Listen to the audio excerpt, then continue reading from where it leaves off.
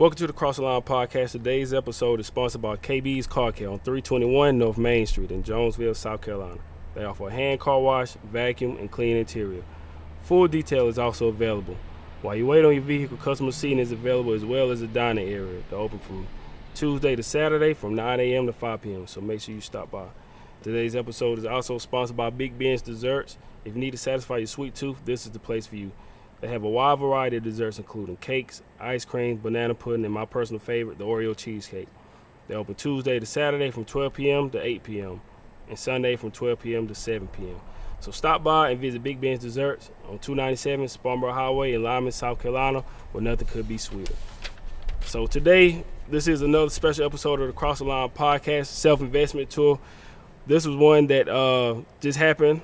This is special because I made my flyer. I don't think I sent you my flyer or whatever, but I had a flyer for the places we were going to be traveling to, but I didn't have Clinton, South Carolina on there.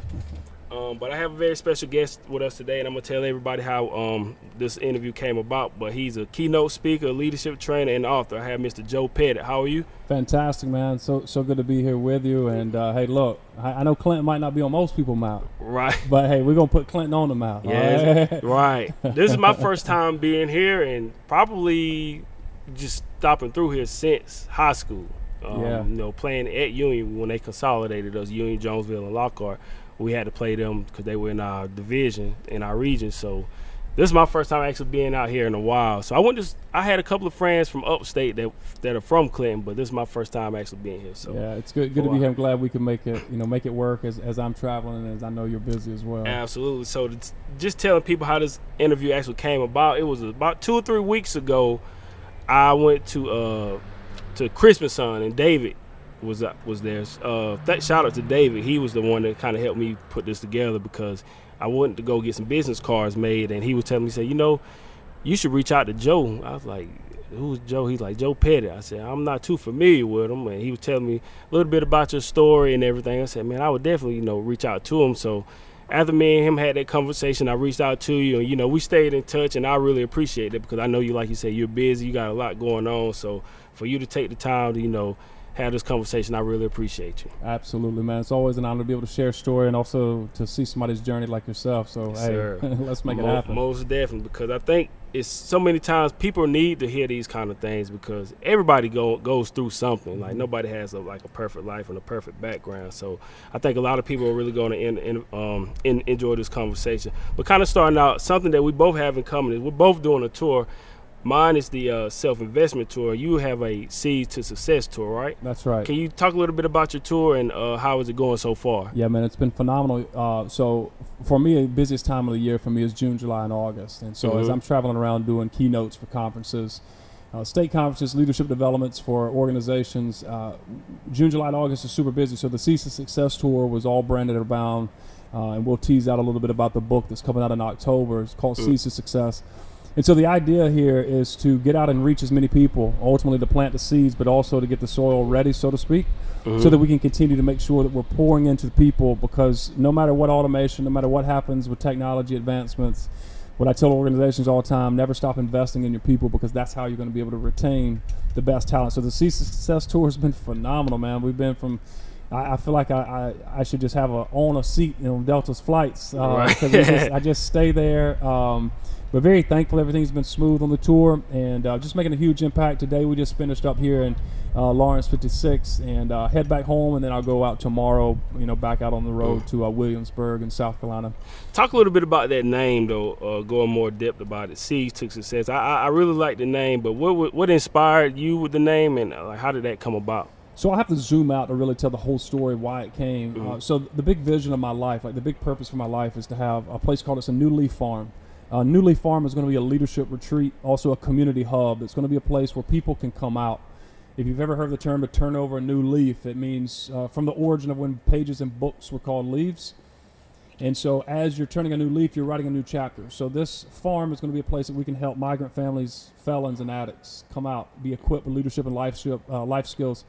And what's going to happen is we're going to bring CEOs out to do leadership retreats. Well, now the people that have been written off by society are going to be the people that are equipped now that's going to be training them inside of our program. And so Seeds to Success was one of the first things that we need to do in order to reach that big mission.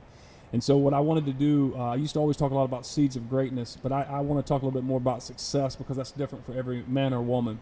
And how do we help them get there? And there's a big framework. I won't get too deep into that. We may unpack it a little bit more, but that's where Seeds for Success. It's all stemming, funneling back to a New Leaf Farm. Absolutely. What's been your favorite thing? I know we talked a little bit about it off camera, but like, what's been one of your favorite things about actually being on tour and on the road? Oh, there's no doubt about meeting new people and just really being able to spread a message of hope, spread a message of inspiration, resilience, to be able to show people that, hey, no matter what, it's not over. That's one of the catchphrases. And so to travel is to let them know that no matter what you're stacked up against, no matter your age, your color, where you're born. So the best part is about meeting new people. Now, obviously, seeing new places has been cool. And I think what's even cooler is that I've been able to take my wife and my children on the road with me and let them see really what it's about. Because so often traveling is solo. And being able to take them with me has been really cool to be able to expose them as well. Because awareness and exposure is everything. Absolutely. You know, that's one of the toughest things for me. Of course, we love to travel. But at times it's hard, you know, to take the kids with us because, you know, we're flying across the country at times, and then some of the road trips we've had to take, they've been in school, so that's been kind of tough. But overall, man, like you said, just when you travel and see something different from your hometown and the people that you meet, and like the doors of opportunity that come open when you just get outside your comfort zone, it's been to me, that's one of the best feelings in the world. Is just getting outside that comfort zone. Like, I never got on a plane until 2 years ago when I was 28 years old. And ever since then, though, man, it was just like, man, I really been missing out on a lot of different things because I was so afraid to, you know, get on the plane. I just stayed in that comfort zone. But, man, just getting out that bubble and just seeing what's out there in the world, man, to me, it's just so fulfilling, you know, just to experience something totally different. No doubt. Yeah, but I want to go back a little bit. We talked about your tour, but let's go back to the beginning a little bit. Born in Buffalo, South Carolina. What was it like being raised in that area in Union County? Well, I mean, I think you only know what you know. And one thing that I know that I'm super grateful, I always tell people this as well, is that where you're born doesn't determine where you can go. And so understanding that no matter what, you have to make the best out of where you are. Everybody can make an excuse. I had a great coach that told me this as well. A man or woman is never defeated until they place the blame on somebody else. And so what happens so often is that we want to blame our situations, our background, our ultimate thing. No. Listen, where I was born and raised gave me the roots I need to be able to grow in other places. I love Buffalo. Love it because that's where me and my brothers were raised. That's where we grew up. That's where I played ball.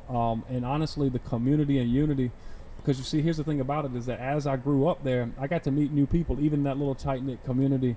And, man, that country-style living teaches you how to appreciate the small things in life. Right, man, I love being home, man. Like, to me, it's nothing like home. Even when, I had a post about it back in May, and I was like, man, wherever I go, I'm always proud to tell people I'm from Jonesville, South Carolina, man, because I love home. It's nothing like home. And it's funny because when I go places, people automatically tell me, like, we can tell you not from here because you sound so country. But I'm like, yeah, I'm from Jonesville, South Carolina, man, a small town. But I always make sure I let people know where I'm from because it's like you said, it's nothing like home. And that's, you know, that's where I learned everything at. So I'm forever thankful to be where I'm from. Some of the things just growing up, how was your household? Like you said you had two siblings.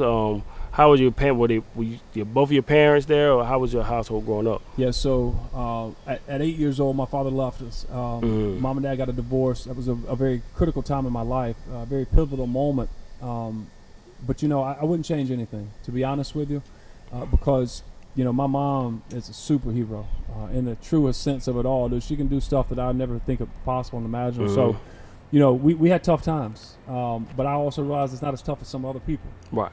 But for some of us, compared to others, it was pretty tough. But, man, listen, my mom is the most optimistic person. She taught me how to love and respect despite differences and encouraged me. And I think, honestly, that's where I got a lot of that from. I'm also grateful for my dad. You know what I mean? Even though he left, you know, the whole wraparound story about New Leaf as well, talking about the New Leaf Farm, somebody turned over a new leaf. You know, the greatest thrill of my life is that I got to see my father come back into our lives truly, like, really, really engaged in the last few years. So even at 65, and I tell people there's no excuses, even at 65, this man stands 6'8". I swore his heart was as cold as an ice cube and his hands as hard as this table because if he was a welder. I never thought my dad would come back around. But when you see a grown man, swallow ego and pride and say, you know what, my bad, I made some mistakes. You see, that, for me, even though I missed it growing up, is the greatest lesson for me moving forward. Did that have any kind of impact on you and your siblings? Seeing that your father had walked out on you guys, like how did that affect you mentally? Well, I think you don't understand the impact that it has, and you can either go one of the two directions. You can either go north or you can go south. There's really no east or west to it. Either you're going in the right direction or in the opposite. And so when my father left, man, my mom, she told me, and I really felt like my mom meant it. She said, "Son, you can do anything that you want, and the statistic is only true if you play into it." And so the thing about it, she says, no matter what happens, you can do whatever you want if you will put your mind to it. You work your tail off, and you treat other people the way you're supposed to. So for me, what happened, Carlos, is that I actually found myself gravitating toward coaches, towards men, and I would listen to them, and I wanted to learn from them. And that boded well for me because that's where I took up sports, and that's why I always wanted to play all three sports, football, basketball, baseball, because it gave me that hunt, that drive to compete, and I wanted to win because I felt like I wasn't always winning. So was that somewhat, would you say, being around those coaches, that kind of helped fill, in a sense, that void of like having a father figure there? Yeah, and again, I don't think I really ever looked at it like, oh, these dudes are like my dad. I think I just respected men so much and what they stood for, and that I just went after it.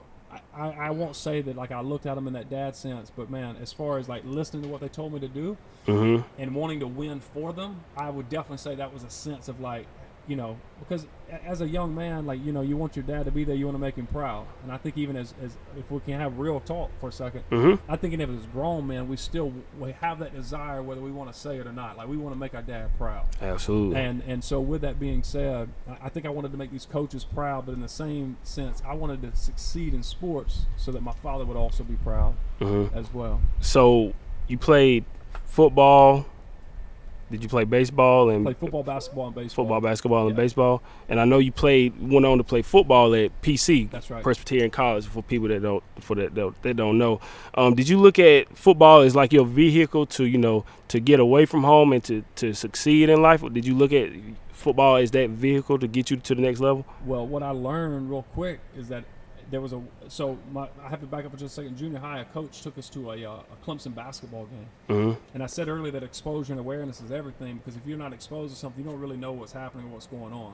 That was the first time I'd ever been on a college campus. And I realized, I was like, wait a second, you can play sports in college and they'll pay you to go. And I knew we couldn't afford it. My mom was single, and my mom was laid off by Buffalo Mill. The textile plants are huge in Union County. And so when she was laid off, that really set us back even more. And so I looked at football. Now, granted, growing up in Union during that time, man, I mean, we were winning. Yeah, it was big time. You wanted to be a part of something that was, on fire.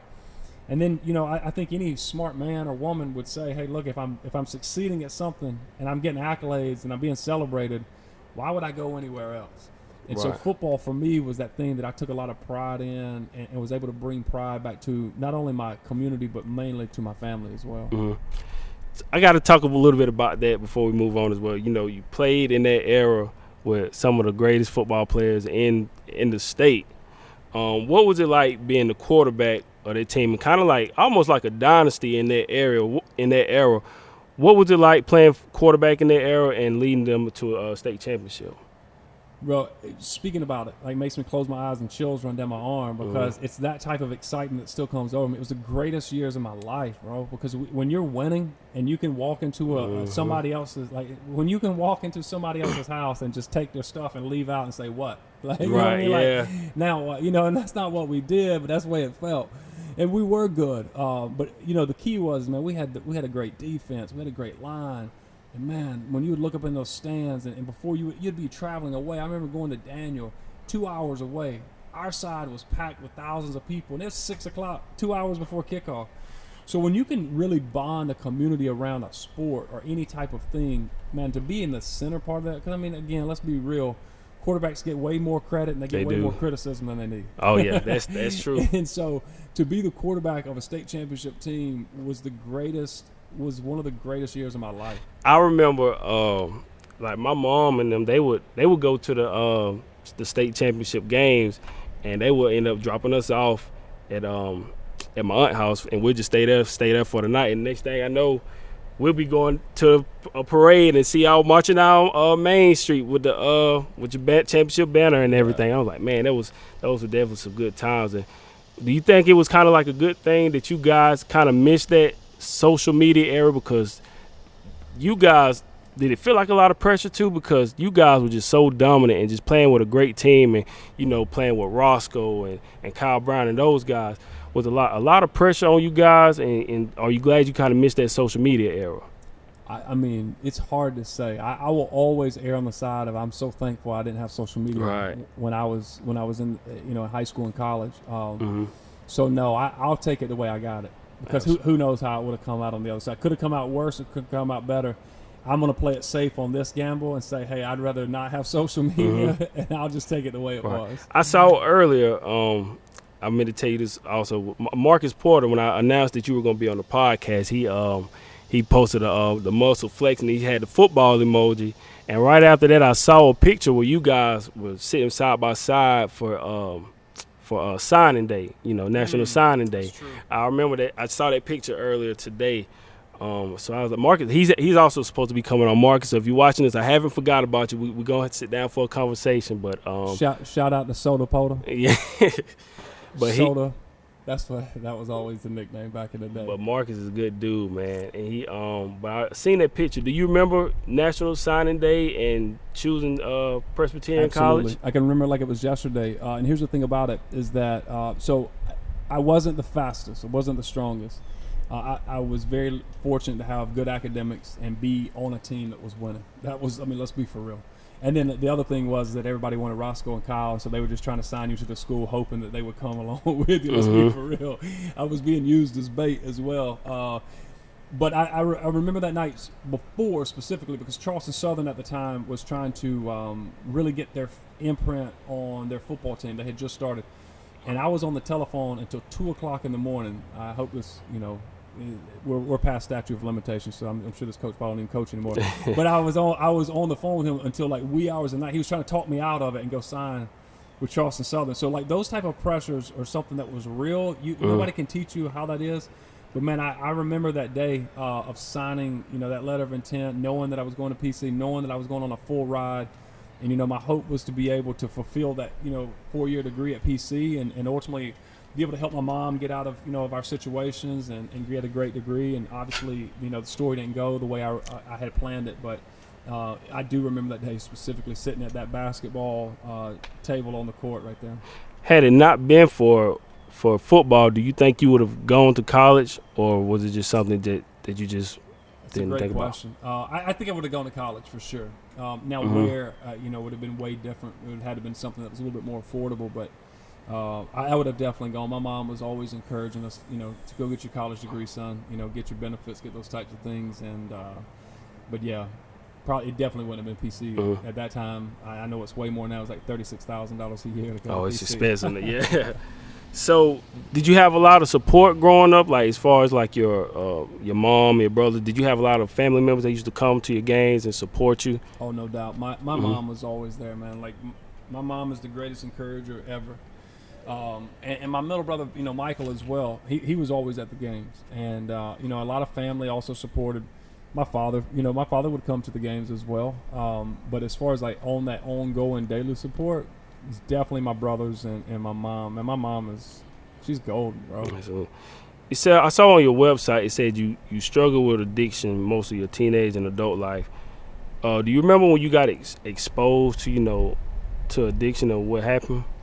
Yeah, it was young, man. It was probably like, I would dare say, really tried something. It was like probably 12, 13 years old. I remember plenty of times of after junior high, would go over and start smoking weed. And then, I can remember several times my freshman year riding with some kids to school, smoking before you'd walk into school. Fools, man. You know what I mean? Like, I think about it now, I'm like, you didn't think nobody smelled that? You didn't think nobody knew that? Like, you're a kid, you know what I mean? And so that's where it started, because here's the thing about it. I talk a lot about seeds and weeds, and what I mean by that is that there's certain things we want to produce in our life.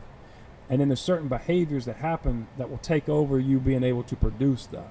And so that was one of those behaviors that was something that I needed to get rid of, because it was really overtaking all of my potential.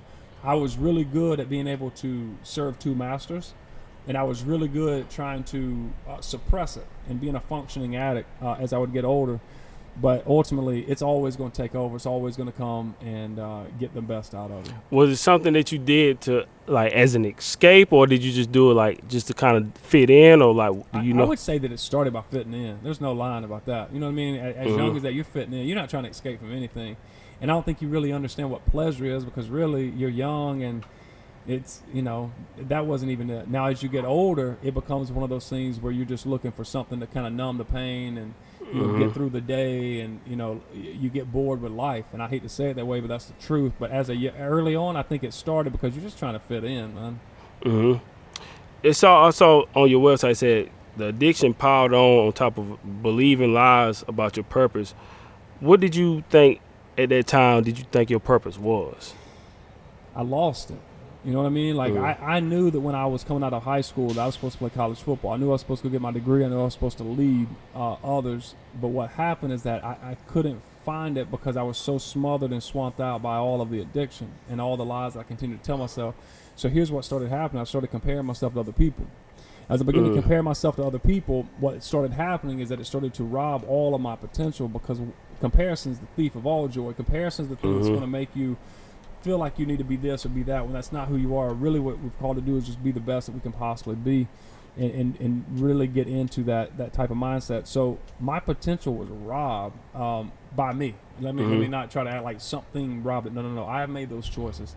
I have to take ownership for it, and I do. But man, I spent 16 years running from potential, running from things that were tough, running from life. And ultimately, I never wanted to step up and do what I needed to do. I thought if I just worked, I provided for my family, everything was straight and everything would be good. But at the end of the day, if you're not, that's not what life's meant to be. Life's not meant to be a 9 to 5, just getting by paycheck to paycheck.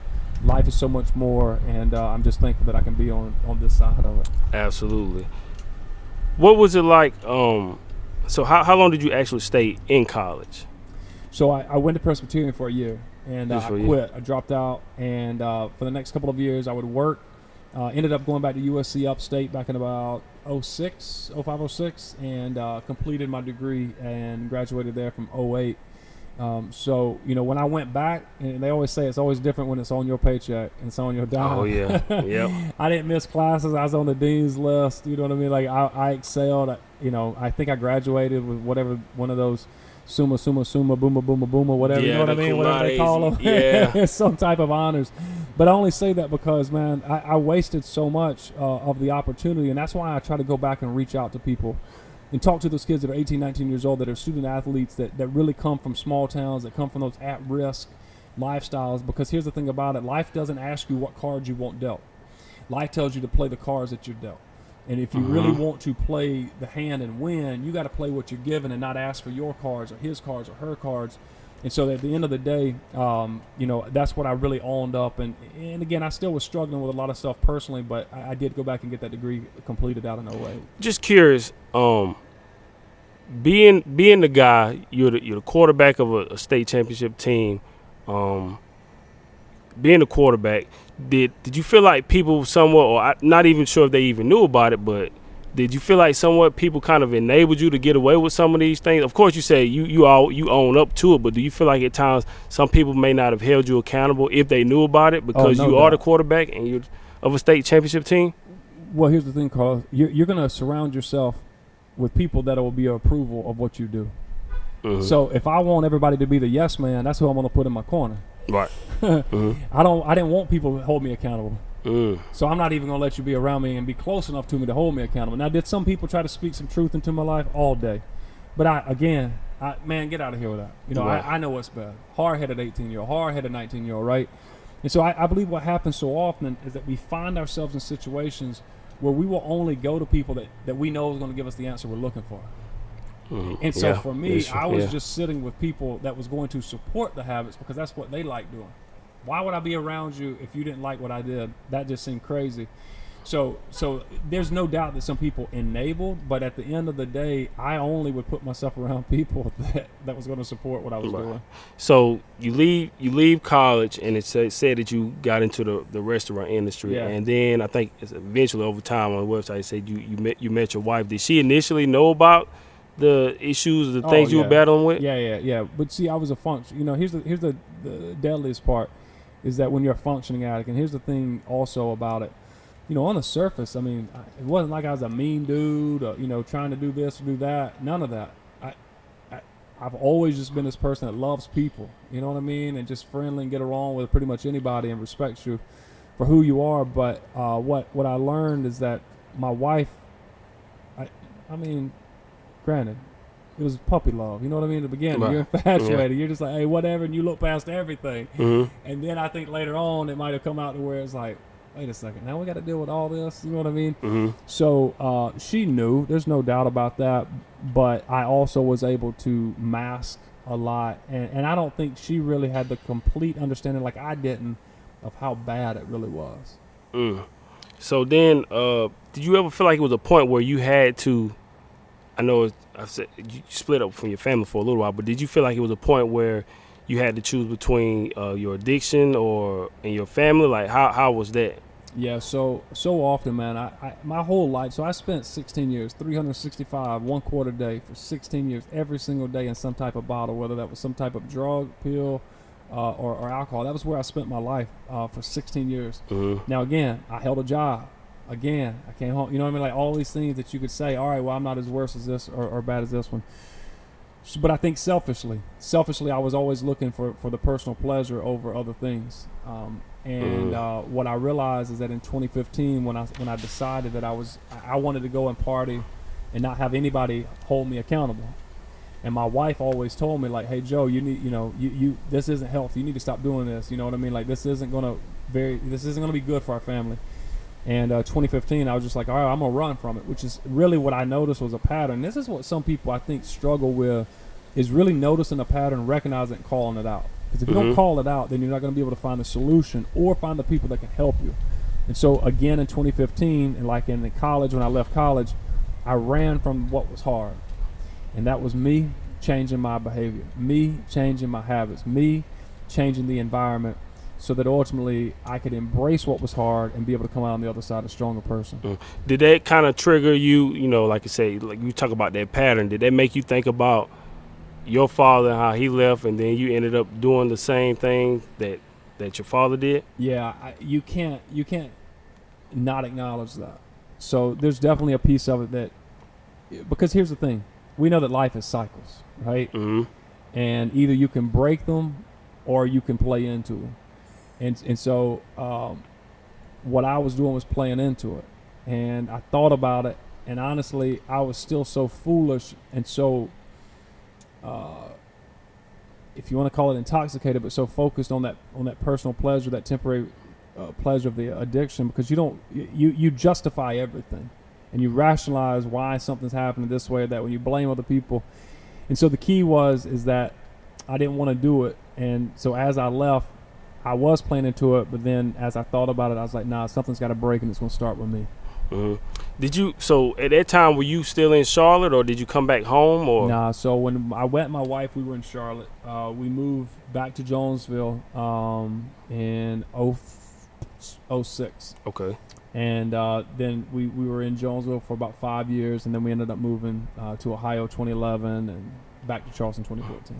What would you say was, of all of that, leaving your family, what would you say was kind of like your lowest point of like? The lowest point was being, pretty much homeless for a couple of weeks, just living out of my car, bouncing from state park to state park. I had no place to lay my head. I had no place to call home. But the low point was when I was lying face down in bed one night. It was about 3 o'clock in the morning. At this time, I had actually gotten a promotion at work, and now I was making the most money I'd ever made. I was responsible for about 100 people under my supervision. It's 3 o'clock in the morning. I had been partying all week, all night, and I was too high to get up, and I was too high to go to sleep. And when you're laying there and you can't move, and you're laying there thinking about, man, I'm just months away from divorce. I'm probably past due for when I should lose my job because of the way I'm behaving. That was rock bottom for me. But my mom did something, made a huge impact when my father left, I had this situation that kind of happened around the kitchen table when I was an 8-year-old, and I got up and I just basically had spilled some cereal as I was trying to pour it because I was just so overwhelmed by these emotions. And I stood up and I started crushing them all over the floor and like crying, just angry. And I told my mom, I was like, man, this is all over. I was like, this is over. Father's gone, like everything's done. I'm finished. And my mother looked at me, she spoke 3 words, and these are the 3 words that played in my mind in 2016 as I lay there in bed. My mother looked at me, she said, it's not over. She said, it's not over. And so as I'm laying there in bed and I can't move, I can't think, I can't sleep, all I could hear were those 3 words, it's not over. It's not over. And so as I realized is that even in that moment, even though I had made so many mistakes and had left home for 8 months, I was out of my house, I realized that it was not over if I would just make that decision to step up, man up. And so that was rock bottom. But it also, I've also been told is that rock bottom can either be the place that you stand on with the firmest foundation, or it can be the place that buries you. That's the choice of how you look at it. Either you're going to get up and stand on it, or you're going to get under it and crawl and hide and let it bury you. Absolutely. So with that being your rock bottom moment, when did you feel like things began to shift and finally start turning back around? Because eventually, you got back with your wife and your family got intact. When do you feel like things started turning back around for you? Later on, it got a little bit better. There's no doubt. I still had some ups and downs because, man, when you come out of a 16-year-long addiction, it's hard. It's hard. And I started making some turns, but, for me, it was my faith. And that was the big thing that really was the turning point for me. And so as I started finding myself really helping, going back and serving other people, because I don't believe that you can really live a fulfilled life until you go back and you start to sow seeds in other people and serve them. Absolutely. And so as I started mentoring some youth and really helping out at the church and leading some groups and stuff like that, I started to notice things turning. And then when I noticed that I wasn't counting days of being sober, that I started looking at the potential of moving forward in the future. It was back in, I think 2017, I wrote the first list of goals. I had a guy by the name of Bobby Lutz, and Bobby Lutz gave us a goal sheet, 10 goals first year. And I started writing goals down on there that was like crazy stuff. Didn't sound crazy to anybody else, but I remember one of them saying, I'm going to do 10 speaking engagements, and one of them is going to be paid for. And I remember writing that down on a piece of paper, and by the end of that year, I would do about 34 speaking engagements, and I had 3 paid. And that was when I said, wait a second, this is what's up, because something's starting to turn. And for the first time ever, I started to feel like I did when I won a state championship at 18. Absolutely. And I always talk about writing stuff down. I tell people, man, for me, when I'm accomplishing things, like even when I'm traveling to different places, any goals that I have, I write it down, put it on paper, and I keep it somewhere where I can see it. I think that's so critical to, write the vision, like the scripture says, write the vision and make it plain. And I think it's so important to write it down so you can see what your goals are, so you can have something that you can actually work towards. Because most people now, a lot of people don't have these things written down or like have goals or anything that they want to achieve in life. You're right. Most. Actually, Brian Tracy's study says 3% of Americans. Only 3% have clear, specific, time-bounded written goals. 3. And typically when I ask audiences, I ask them how many of you have heard that we should have written goals. It's important. Most of the hands go up. And I say, all right, hands down. Now, how many of you actually have them written? About 2 or 3%. So it's actually an overwhelming majority don't. Exactly. And it's crazy. Like I was telling, when I was in LA, I told the lady that I interviewed, I said about 4 or 5 years ago, I wrote down on a paper when I was first started doing my podcast, I said, I wrote down a list of people I wanted to interview. I wrote down some places I wanted to travel to. And I said, you were one of the guests that I wanted to have on because I just love how she was so outspoken about things. I said, I didn't know when it was going to happen, but it would just happen to be like I had you on my sheet of paper. And it's about 4 years later, out in LA, I finally had her on. But it's so important it doesn't matter what your goals are, just write it down so you can look at it and you can have something that you can work toward. But it's so critical, but like we said, a lot of people don't. Well, no, and here's the thing. It takes you about 1 hour max to write 10 goals for the year. That's it, about 1 hour max to truly write it all the way out. And then the other piece about it from the neuroscience side of it actually talks about that what happens is between the two sides of our brains is that the reason that goal writing is so important from a neuroscience standpoint is because when we just imagine and dream, that's one thing. But we have all these different wires that run back and forth. What it tells us when we write it down is that now our brain has told us that it's actually real and that we should accomplish it. So now both sides of your brains are working together from your imaginative to the actual piece of saying that it should happen. So there's deeper than just saying, oh, there's another motivational speaker, some dude, in personal development saying I should write goals. All right, cool. But there's also a lot of science behind it. And here's the thing. Do you want to be 42% more likely to achieve it? Exactly. Write it. Do you want to be 85 to 90% more likely to achieve it? Write it and then have that accountability partner. Because now you've increased your chances of improving and getting it. But so often people want what it looks like, but they don't want to do what it feels You're like. gonna put the work in behind it. That's right. This is a little secret I haven't even told a lot of people. So I released a flyer for the self-investment tour, and I've done about half of the locations already, but the other half I haven't even set up any interviews or anything in those locations. I challenge myself to figure out ways to make something happen there. So we have Tampa, Florida on there, and Denver, Colorado, and some other places on there, but the bottom half of it, I haven't even figured anything out. But it's like, man, I write it down and I force myself to challenge myself to figure out ways to get there. But like I said, writing goals down and having your intentions about what you want to do in life is so critical. And in my book, I talk about things like I didn't know what I was going to do in life or what I wanted to be growing up. I just knew I wanted to go to college and be successful, but I didn't know what it looked like. Mm-hmm. And I didn't know anything really about setting goals. I just knew to go to school, make good grades, graduate from college and get a job and just stay there. But I didn't really know about, finding my true purpose and having goals and figuring out what I really wanted to do in life. But kind of, talking about your family and all, what did it mean for you, for your wife and your kids to still, everything that you were going through to still stick by your side and have them right there? Yeah, man, I think it speaks volumes about just the unity and the commitment level. You know what I mean? Because here's the thing about it, is that if you're willing to fight through it, then ultimately on the other side, your reward is so much greater. It's so easy for us just to throw in the towel and walk away, but man, to know that my family's stuck with me, and the thing is that to know that my family can see the ultimate example of what it's like to make a mistake, to pick yourself back up, dust yourself off, so to speak, and then get back up and keep trying and pushing forward. My youngest daughter, she doesn't know the other dad, but my oldest children do, and that's a testament, again, of what they can go back out and share, because it's not over. It doesn't matter, no matter what situation you're in, no matter if you put off a degree, no matter what it is, no matter if your family, somebody's messed up, so on and so forth. My family lived out that model of just true unconditional love, of just saying, hey, you know what, we're going to love you, we're gonna keep pulling for you, we're going to keep rooting for you, and then ultimately now we get to be on this side of the rewards, because I'm telling you, I had no idea life could be this good. Right. Was that a tough conversation to have? I would assume it would be tougher with your kids because they're young and they don't really understand everything. Was that a tough conversation to have? Absolutely, with your family? Absolutely. I mean, I tell people all the time, the hardest decision was telling them that I was leaving, my wife. The second hardest decision was swallowing my ego and telling them I was coming back. Because you make a decision, you're like, man, forget it, bump this, I'm going to burn a bridge. And that was my thinking back then, right? But then I realized I had made a mistake, and now you got to go crawling back to the place that you just pretty much told you, no good, I'm good, I'm straight. So to have to say that was a swallowing of pride, but it was the greatest decision I've ever made, because, like I said, it was a tough conversation, but now on the other side, we're so much stronger because we've been refined through all that. And I think for me, it's a little bit of everybody's gonna have a different perspective, but for me, it's kind of hard for me to imagine because, my dad was always in our life.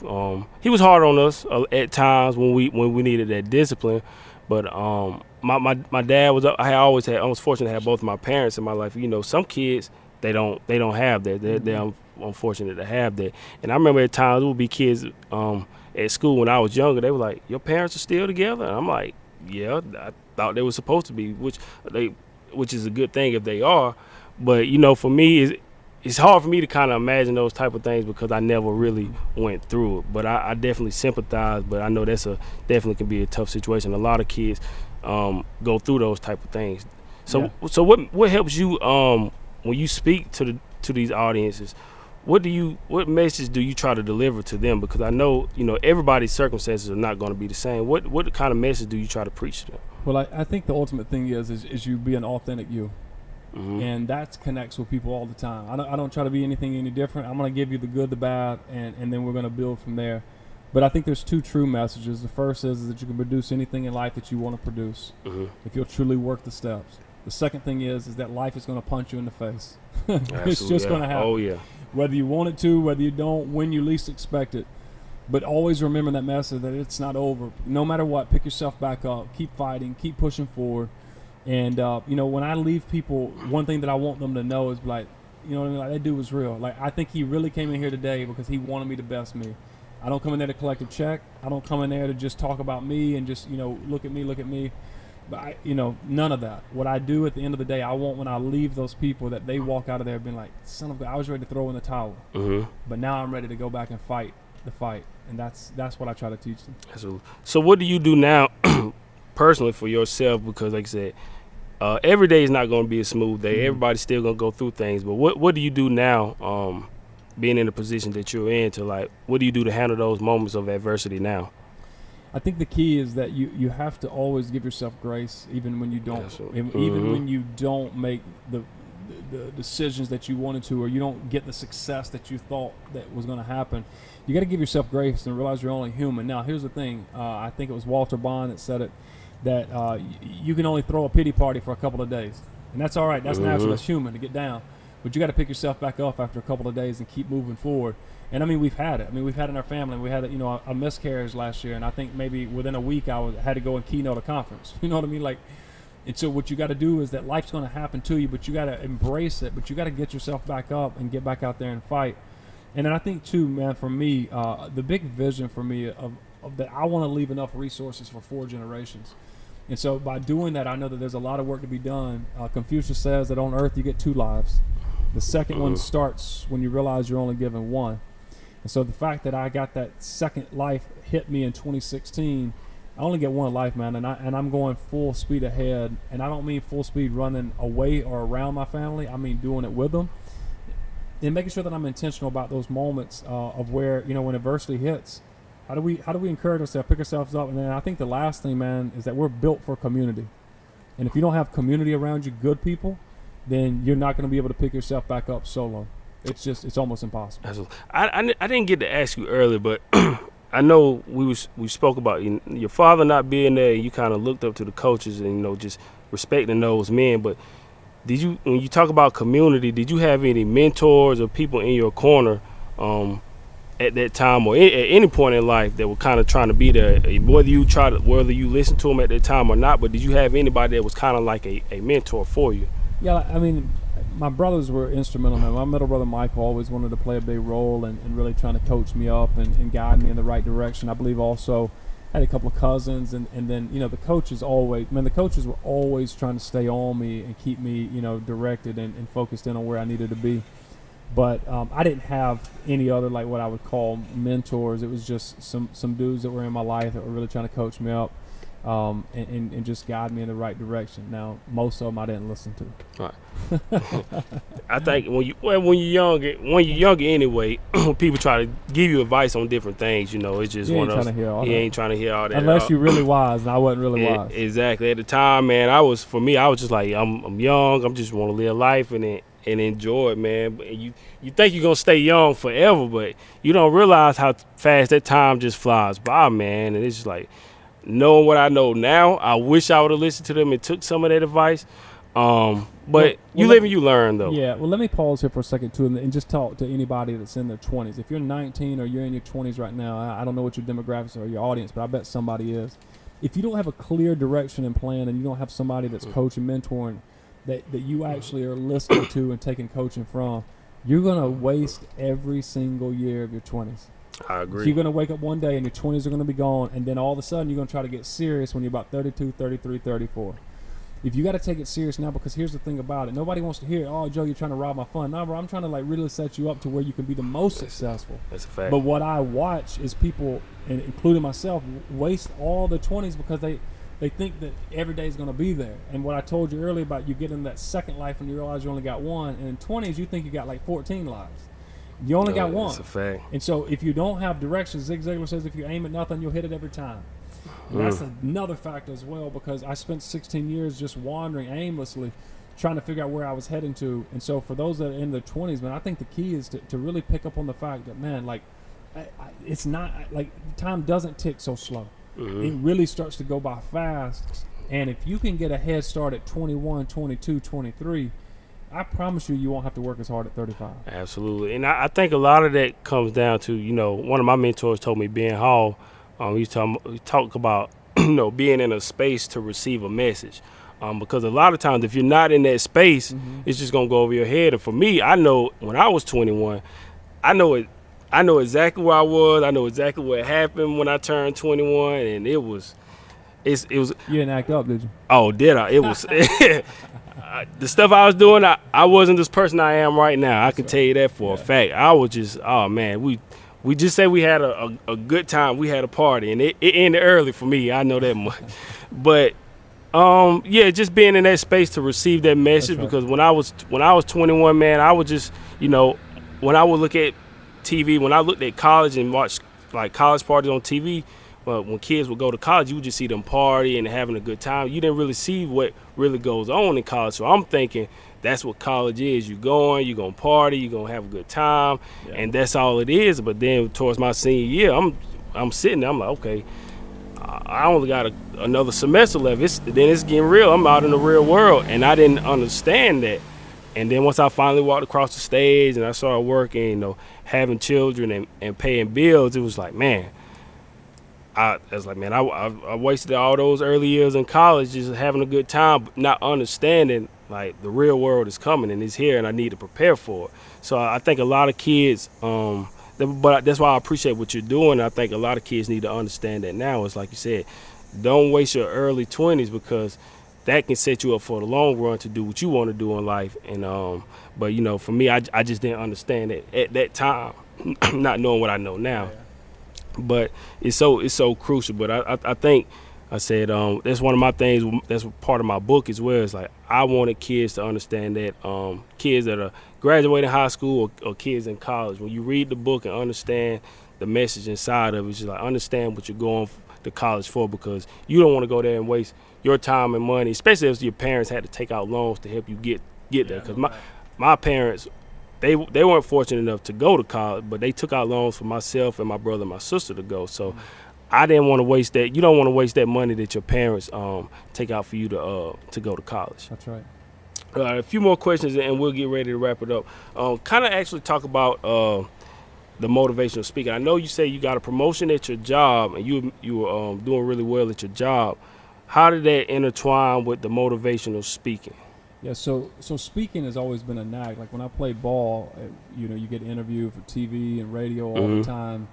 And I actually went to college to major in speech communications because I realized that I needed to tune up how I spoke, confidence with it.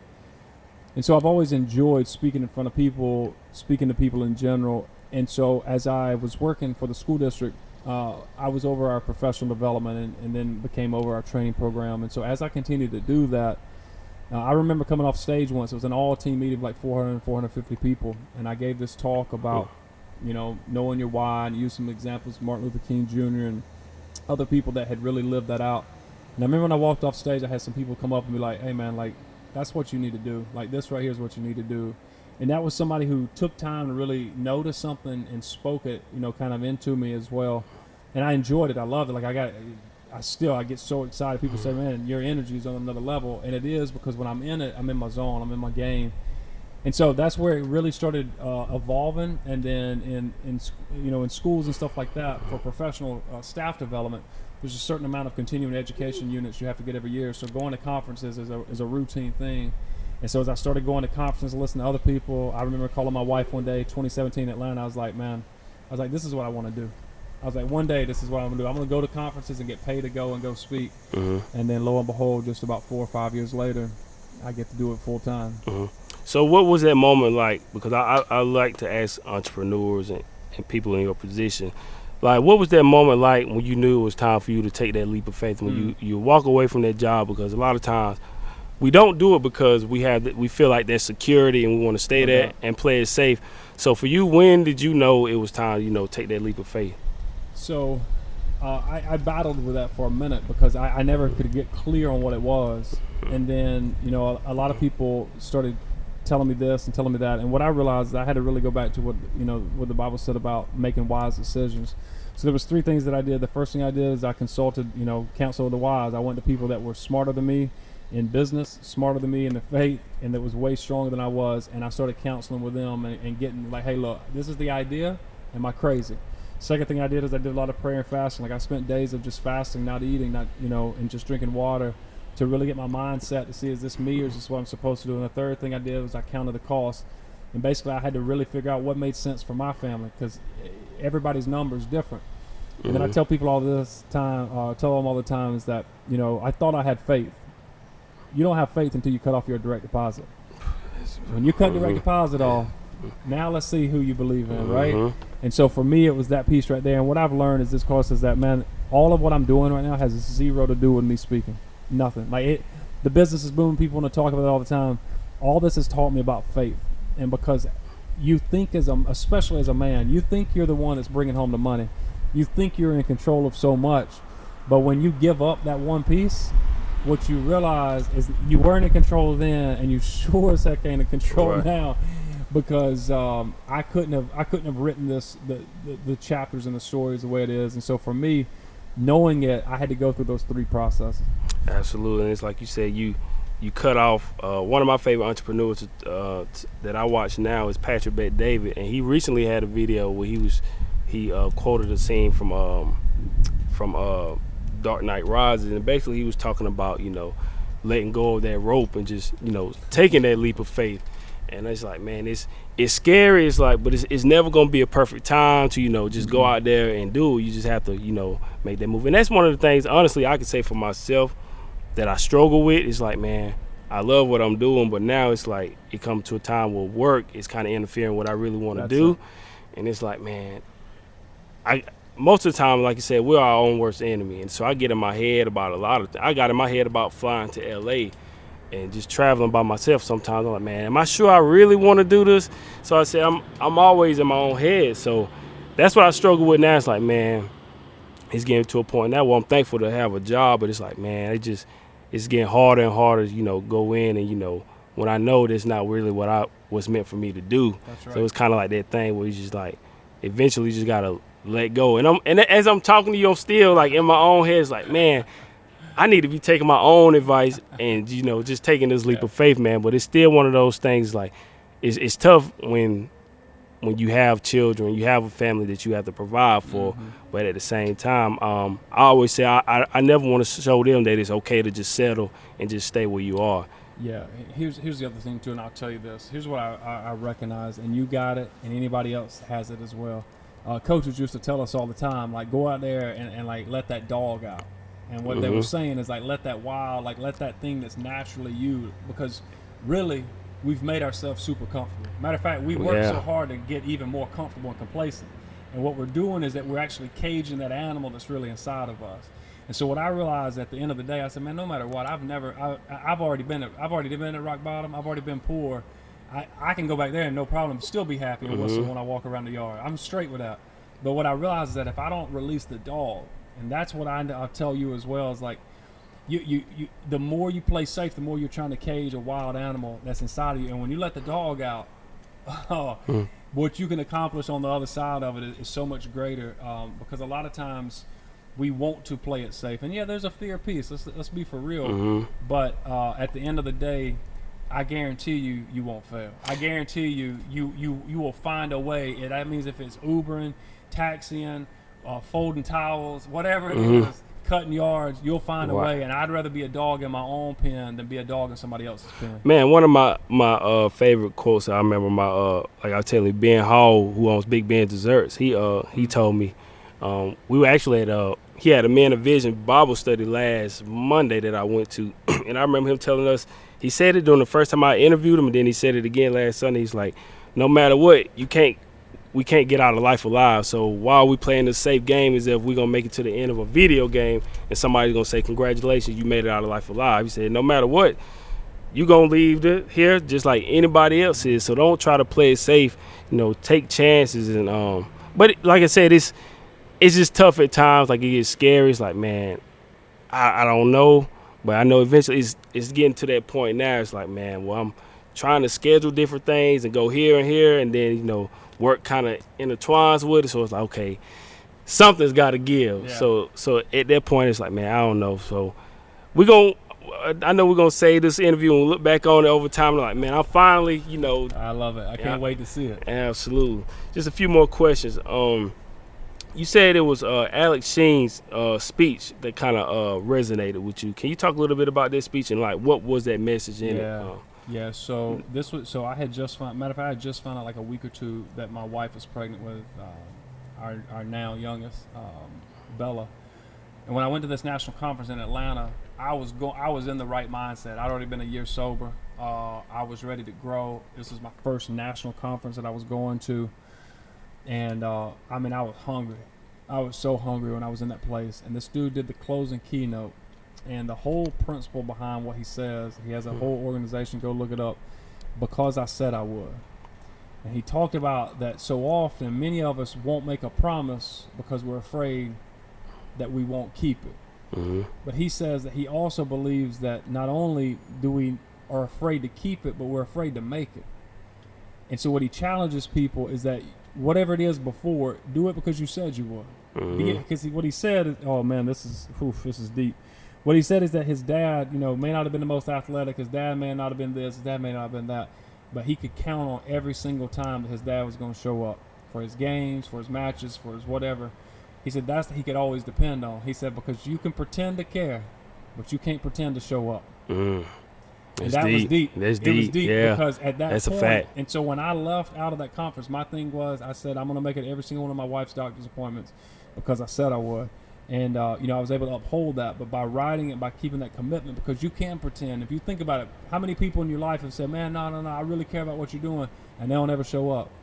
Yeah. The real people, and this is what people should start doing at parties or celebrations or whatever, look at the people that showed up and thank them because everybody else said they would, said they cared, they didn't show up. Mm-hmm. And so his message was so profound, not only because of the content, but then the other piece was how I watched him take audiences through all these emotions. He had folks crying, then laughing, crying. Mm-hmm. He just had you on this wave. And when you walked out, bro, I was ready to take on the whole Southeast all my way back to Charleston. But that was a very, very impactful speech for me. And not only from a content, but then from a professional of like, okay, this dude, he's a real. And he walked out with jeans and a T-shirt on.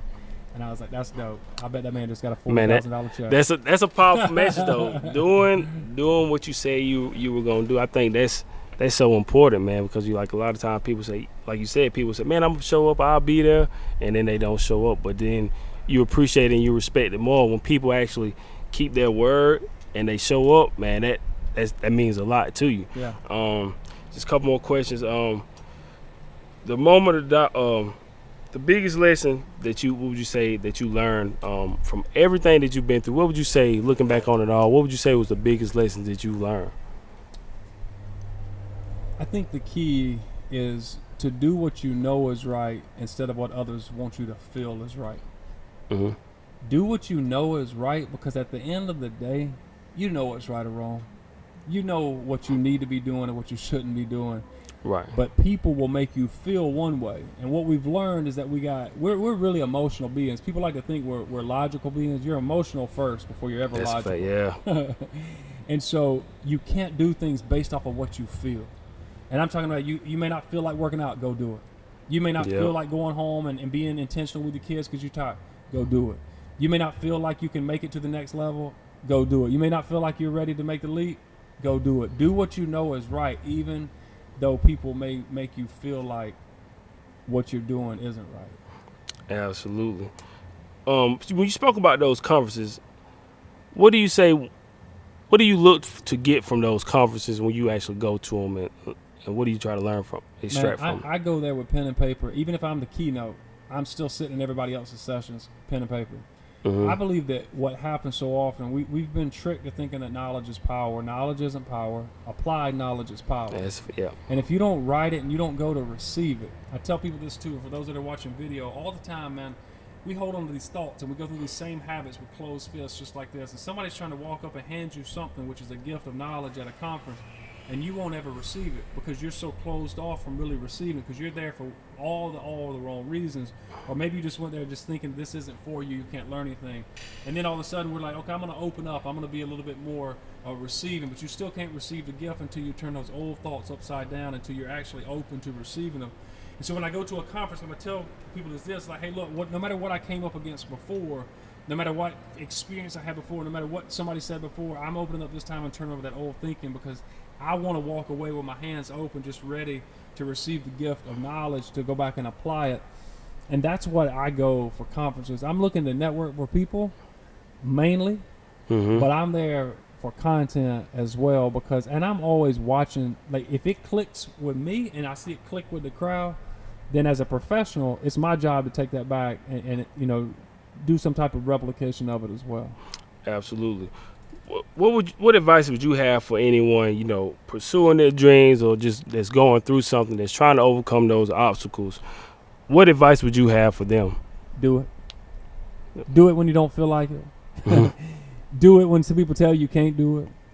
My speech communications, I forget the actual class name, but she taught you how to speak, and she graded you, and it was an advanced course. She told me to never speak in front of people again. She said because of your accent. She said because you don't pronounce your INGs. She said you cut off the G. Just do it. If you know that's what you're supposed to do, just do it. And here's the thing about it. You're going to have to do it, and you're going to have to sacrifice stuff. And you're going to have to do it when you come home from your 9 to 5. But you still got to do it if you want to receive what's on the other side. So for people that want to do it, stop talking about it and just start doing it. Absolutely. Then my final question that I love to ask everyone, this is the Cross the Line podcast self-investment tour. So I love to ask everyone that comes on, what does self-investment mean to you? Well, ultimately, if I was breaking down the two parts of it, advancement is something that I think we have to own for ourselves. And how do we grow in this specific space? So for me, I think what we have to do is look at from self-advancement that I can move myself anywhere if I'll truly own up to what needs to happen. But I also believe that I need the favor of the Lord, and I also need to make sure that I'm surrounded with the people in the group that can help me advance, because going alone is one thing.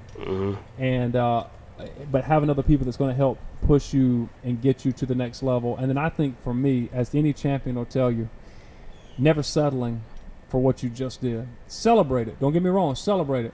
But champions never stop.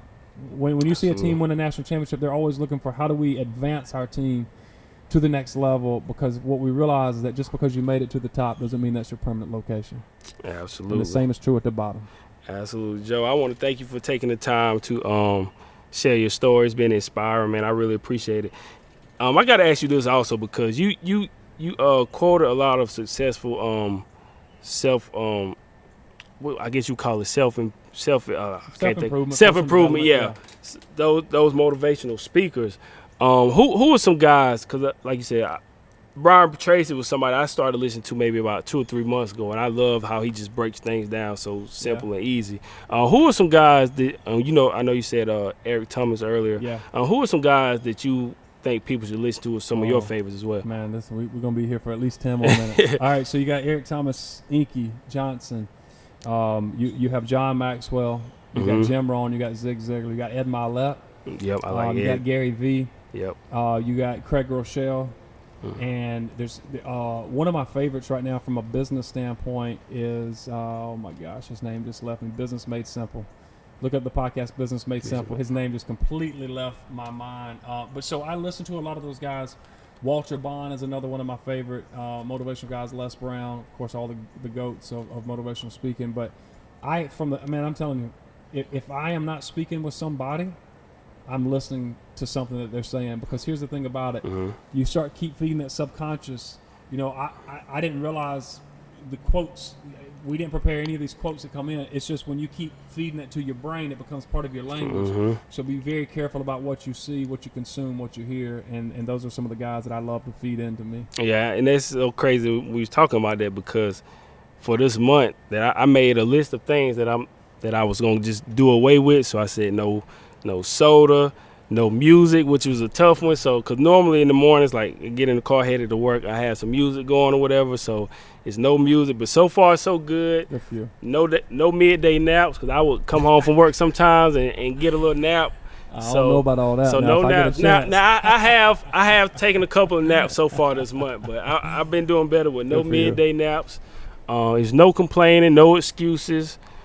Just basically just getting the work done. But the music was one that was really tough. But so far, no music. So on the way here, I actually had the Secret to Success podcast on with Iggy Johnson, the Counterfeit Passion episode, the one from about 3-4 years ago. But yeah, I just basically been listening to motivational speakers and just trying to challenge myself to do something different, like just shifting that paradigm and just doing something out of the norm that we normally do. Just like, you know, just like you said, you go home, watch movies or something, or you play some music. Like, I'm challenging myself to do something that I normally wouldn't do. It's tough, but I mean, it feels good, you know, just try to challenge myself to step out of my comfort zone, out of my norm. You got any books that you so coming out in October, be sure to go to www.joepettitinspires.com. That's JoePettit inspires with an S.com. You'll be able to see all the information. Follow on social media. Seeds to Success, the book comes out in October. Just been meeting with the publisher a lot here lately, touching base. Bro, I'm excited to put it out in space. Somebody asked me the other day, says, this is going to be a hard book to read. I said, have you ever heard me speak? No, bro. Like, this is going to be an easy book to read, but it's very applicable. At the end of each chapter is going to have what I call the harvest implementation exercise, meaning so we're going to do some call to action study guides at the end of each chapter because I want to make sure you implement it to get the true rewards of the results that you're looking for. It's a journey of writing this book, but I'm excited to put it out in space in October of this year. Sure. I got one more, my last and final question. This is going to be it. You know, being a public speaker, you're traveling, and it takes a lot of time away from your family, but you're doing something that you're passionate about, and you're helping people all over the country, all over the world. Yeah. How do you find that balance? Because I like to ask entrepreneurs that as well. I remember last year I asked Joe Foster, the founder of Reebok, the same thing, because he said basically at the time he was basically just a man in the house just paying the bills, but he was trying to build the Reebok brand so much that he had to be on the road, and he took a lot of time away from his family. How do you find that balance, or is it a such thing as balance? So I had a great guy named Timmy Smith, one of our next-gen pastors at the church. He used a different word. He said balance, I don't know if you can really attain balance. He said, but what you want to make sure is that you got alignment. And now alignment starts to shift. So even though I may be spending more time away, is it all aligned toward the vision of what we're trying to do as a family and leave this legacy and this imprint on generations to come? And so the hardest thing for me right now, man, is trying to balance time. Now, my wife and daughter were with me at the gig today, and I try to bring them on the road as much as possible. But I think everything aligns up because here's what I know. You can be present at home, like physically present, and be there 40 hours a week, but you're not really present. You zoned out. You're not intentional with the kids. What this makes me do is every minute, every hour that when I get back home off this busy tour, is that it makes me be very intentional, and I am locked in and loaded. And I think I'm more intentional in one day than I used to be, and some people are in a week or a month, because it really makes you zone in. So I think the key is that even though you're tired, remember I said earlier, do it even when you don't feel like it. I'm about to drive 3 hours back home, but I know my little girl is going to be wanting to play and color, you know, some Rapunzel or some type of color book. And even though all I really want to do is just veg out for a few seconds because I've been around people, you know, so much, you can't, man. And so the key is alignment. Which one aligns? And you need to make time for resting too. But here's the thing: give yourself grace. You can't beat yourself up, and you got to make sure that you're intentional when you do get the chance.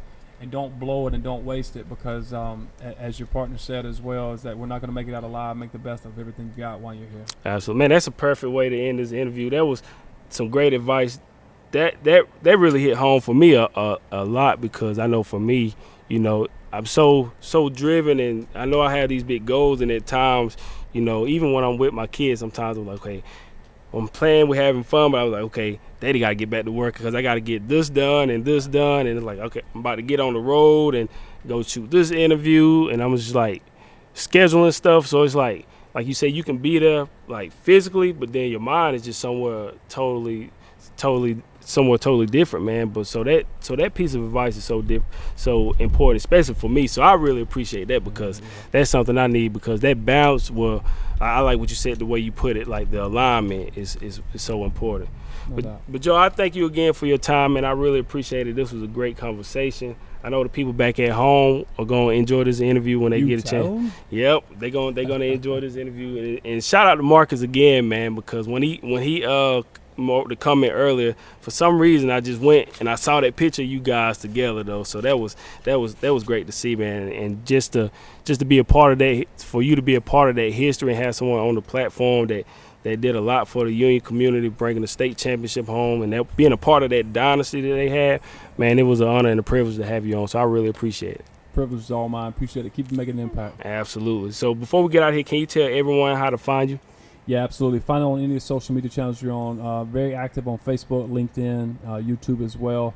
And it's Joe Pettit, JoePettit, and then at joepettitinspires.com. And look forward to connecting with the people and just putting back that value. And we'll have the book out as soon as I can get a pre-order link. We'll need the people, especially from Union, to come out and support. But anywhere globally, I know who is watching and listening to this, feel free to pick up a book as well. Absolutely. So, Joe, I thank you again for this, taking the time to sit down. Hopefully everybody enjoyed this episode of the Cross the Line Podcast, Self-Investment Tour. So till next time, keep chasing your dreams. Thank you for listening. This is Joe Pettit of New Leaf Leadership, JoePettitinspires.com, and you are watching Cross the Line.